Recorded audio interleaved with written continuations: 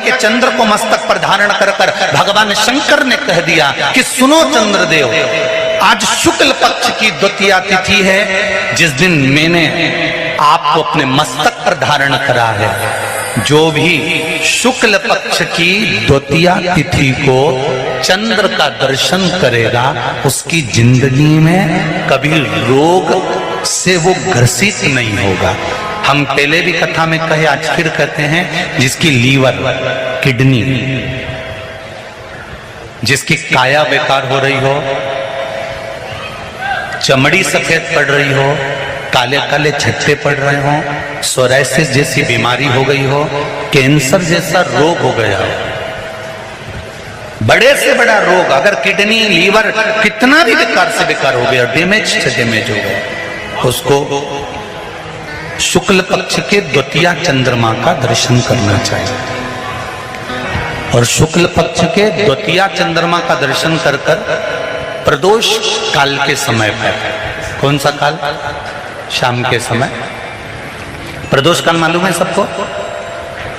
सूर्य जब डूबता है उसके 45 मिनट पहले से, सूर्य डूब जाए उसके 45 मिनट बाद।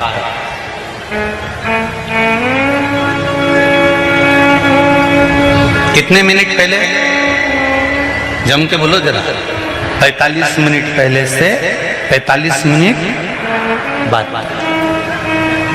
प्रदोष काल का क्रम।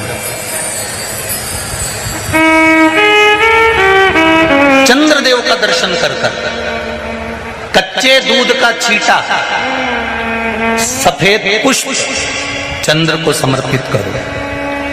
सफेद चंदन का छींटा चंद्रदेव को दीजिए।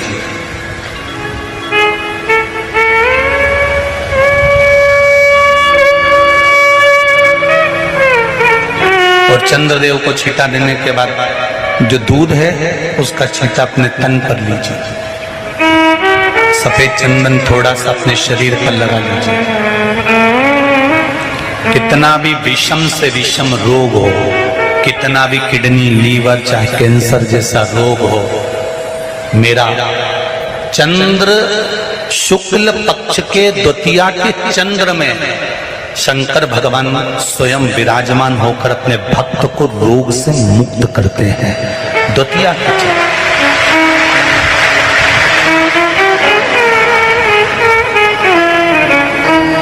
जम के बोलो, कौन सी तिथि है? शुक्ल पक्ष के द्वितीया तिथि का चंद्र का दर्शन व्यक्ति को जीवन का सुख देता है। जिसके आंखों में तकलीफ हो, श्रवण शक्ति में तकलीफ हो, बोलने में, मुख में तकलीफ उत्पन्न होती हो, भारी से भारी रोग, शुक्ल पक्ष की द्वितीया तिथि को भगवान शंकर ने चंद्रदेव को अपने मस्तक पर धारण करा। तो शंकर भगवान ने कह दिया, सुनो चंद्रदेव, आज शुक्ल पक्ष की द्वितीया तिथि को मैंने आपको अपने मस्तक पर धारण करा है। संसार में रहने वाला, मृत्यु लोक में रहने वाला, चाहे देवलोक में रहने वाला, चाहे जिस लोक में वो निवास कर रहा है, अगर शुक्ल पक्ष के द्वितीया तिथि के चंद्रमा का दर्शन करेगा तो वो रोग से मुक्त रहेगा। अब हमारे यहाँ इतनी अच्छी अच्छी तिथियां दी हैं, कैलेंडर तक में लिखा हुआ है कि चंद्र दर्शन। अब उसके बाद भी लोग चंद्र दर्शन नहीं करें तो फिर उनका भाग्य बेकार।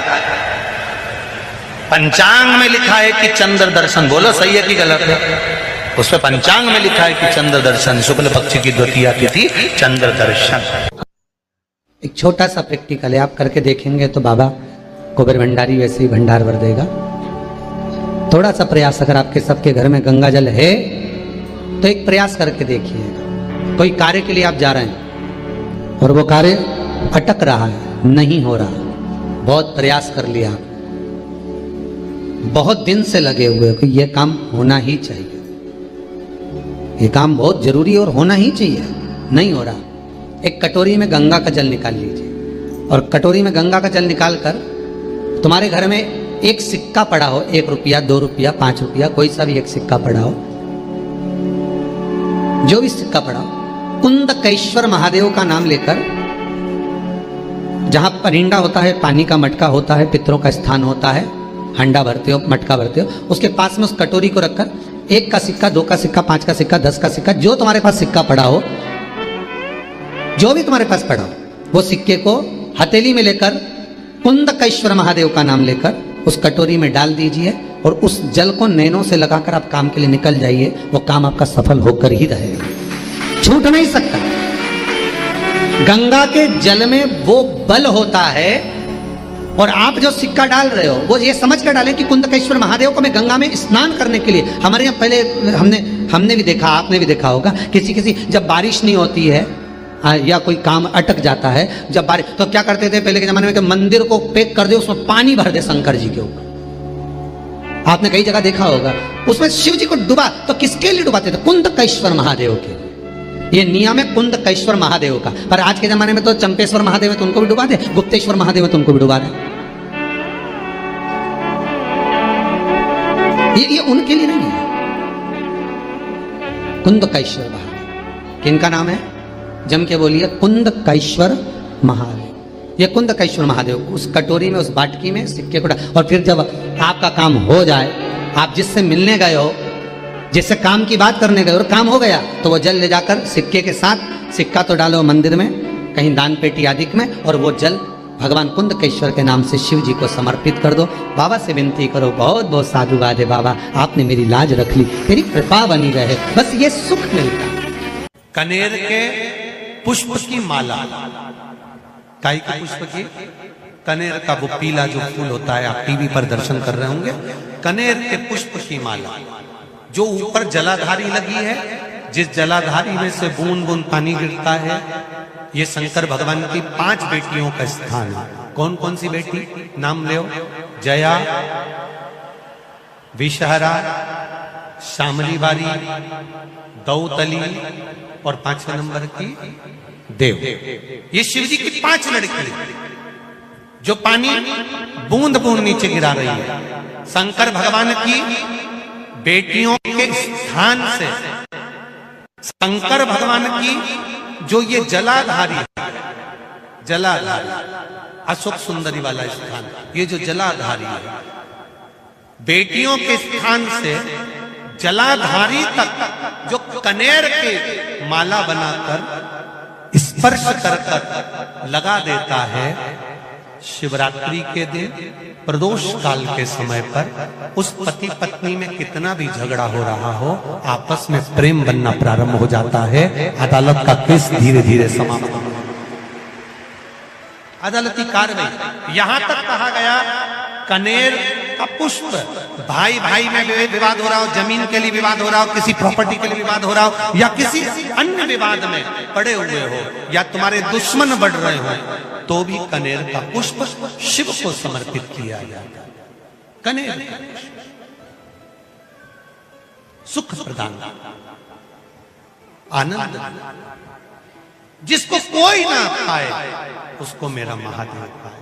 महाराज खाली न जाता कोई दर से तुम्हारे, मैं भी खड़ा हूं नंदी पाए, अपने हृदय लगा लो, गिरा जा रहा उठा लो। शिव कथा कल कोई माता जी ने पत्र लिखा था, उसमें लिखा था, गुरुजी हमारे पत्र नहीं पढ़ते। पत्र बहुत सारे रहते हैं, हम प्रयास करेंगे कल की कथा में आपके पत्रों को भी लिया जाए। नए पत्र आएंगे, उसके साथ आपके पत्र भी कल की कथा में हम लेंगे, प्रयास करेंगे। भगवान शिव की कथा करें। दूसरे नंबर का पुष्प, पहला कौन सा है? बोलते जाओ, पारिजात। दूसरा कनेर का पुष्प, सुख प्रदान करना, आनंद, शिव की प्रियता मेरी प्रिय।